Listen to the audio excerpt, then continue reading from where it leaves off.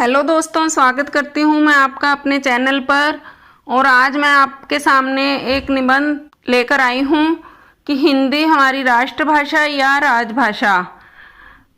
तो ये पक्के तौर पर तो अभी तक नहीं कहा जा सकता कि हिंदी हमारी राष्ट्रभाषा है, क्योंकि राजभाषा का दर्जा तो उसको मिल चुका है, परंतु राष्ट्रभाषा का मिला है या नहीं ये हमें नहीं पता। परंतु कॉम्पिटिटिव एग्जाम्स में इस तरह के क्वेश्चन अक्सर पूछे जाते हैं कि हिंदी हमारी राष्ट्रभाषा नहीं है तो फिर भी उसको राष्ट्रभाषा क्यों कहा जाता है। हिंदी के विषय की पाठ्यक्रम की पुस्तकें जो होती हैं उनके अंदर एक निबंध दिया जाता है कि हिंदी हमारी राष्ट्रभाषा, परंतु जब अगर हिंदी को वो दर्जा ही नहीं तो फिर हिंदी को राष्ट्रभाषा क्यों कहा जाता है।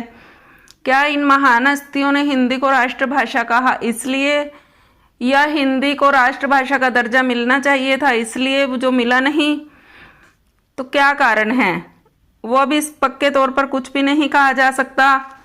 परंतु ये इस तरह के विषय जो होते हैं वो कॉम्पिटिटिव एग्जाम्स में बहुत ही हेल्पफुल होते हैं, इसीलिए मैं आपके लिए ऐसा ही कुछ आज लेकर आई हूँ।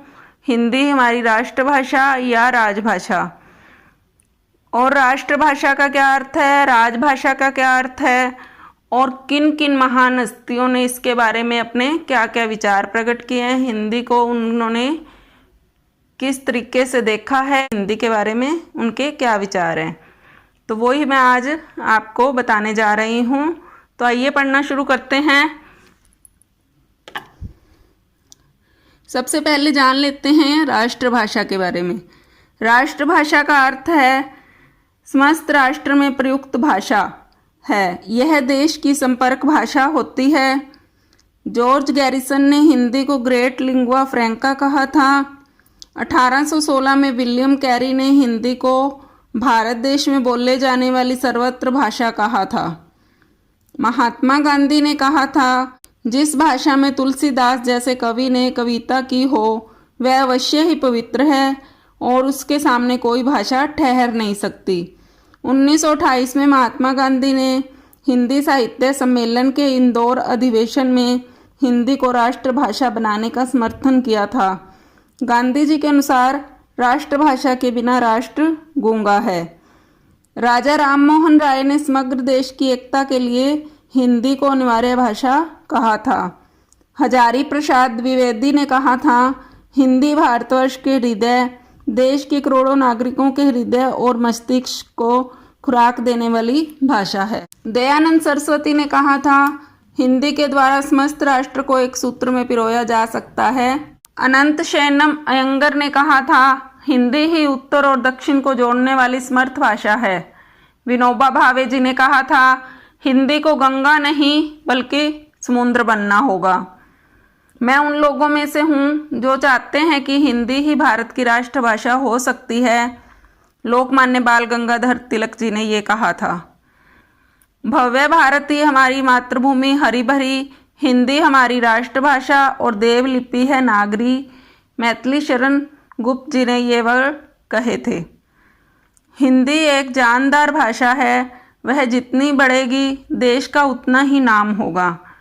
ये शब्द हमारे पहले प्रधानमंत्री जवाहरलाल नेहरू जी ने कहे थे। तो इतनी महान हस्तियों ने भी जो है हिंदी को राष्ट्रभाषा बनाने के लिए ही बोला कि हिंदी ही हमारी राष्ट्रभाषा होनी चाहिए, परंतु फिर भी उसको वो दर्जा नहीं मिला जो मिलना चाहिए था। अब इसे राजभाषा क्यों कहते हैं और इसे ये दर्जा कब मिला, और राजभाषा क्या होती है ये भी बताने जा रही हूँ। तो आइए वो भी पढ़ लेते हैं। राजभाषा किसी राज्य या देश की भाषा जो कि सभी राजकीय प्रयोजनों में प्रयोग होती है वह राजभाषा कहलाती है। उदाहरणतः भारत की राजभाषा हिंदी है।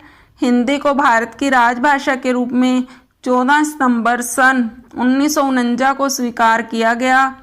इसके बाद संविधान में अनुच्छेद 343 से 351 तक राजभाषा के संबंध में व्यवस्था की गई।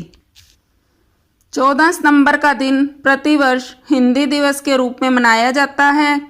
10 जनवरी को अंतर्राष्ट्रीय हिंदी दिवस मनाया जाता है। और विश्व हिंदी सम्मेलन में इसका क्या स्थान है? विश्व हिंदी सम्मेलन यूएनओ की भाषाओं में हिंदी को स्थान दिलाना और हिंदी का प्रचार प्रसार करना ही विश्व हिंदी सम्मेलन का मुख्य कार्य है। प्रथम विश्व हिंदी सम्मेलन राष्ट्रभाषा प्रचार समिति वर्धा के सहयोग से 10 से 14 जनवरी 1975 में नागपुर में आयोजित किया गया था। इसलिए हर साल 10 जनवरी को अंतर्राष्ट्रीय हिंदी दिवस मनाया जाता है। तो दोस्तों, मैं आशा करती हूँ कि इससे आपको काफ़ी हेल्प मिलेगी कॉम्पिटिटिव एग्ज़ाम्स के लिए तैयारी करने में। तो अगर आपको मेरी वीडियो अच्छी लगी हो तो मुझे कमेंट बॉक्स में ज़रूर बताएं।